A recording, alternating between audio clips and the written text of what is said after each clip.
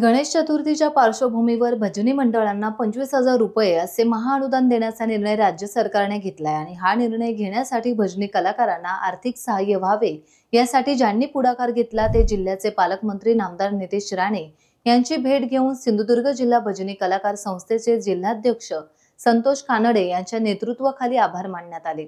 यावेळी सिंधुदुर्ग जिल्ह्यातील भजनी कलाकार उपस्थित होते। नमस्कार। आमच्या कोकणाच्या दृष्टिकोनातून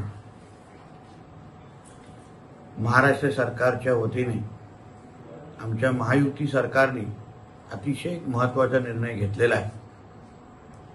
आमच्या कोकणाची संस्कृती सांगणारे आमचं भजन संस्कृती आणि भजन मंडळ यांना प्रत्येकी 25,000 देण्याचा निर्णय आमच्या महायुती सरकारने घेतलेला आहे।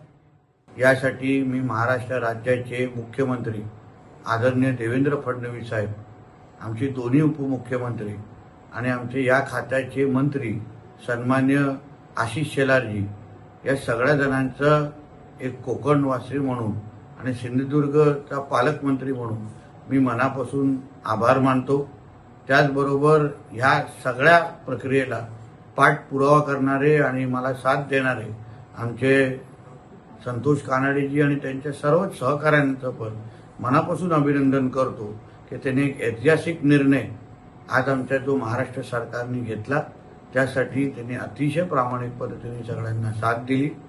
प्रत्येक भजनी मंडळाला पण मी मनापासून अभिनंदन करेन की आपल्या जडणघडणमध्ये किंवा भावी वाटचालीमध्ये आपल्याला ह्या सगळ्या मदतीचा निश्चित पद्धतीने आपल्या भविष्याला आकार देण्यासाठी फायदा होईल, यासाठी मनापासून शुभेच्छा देतो। धन्यवाद।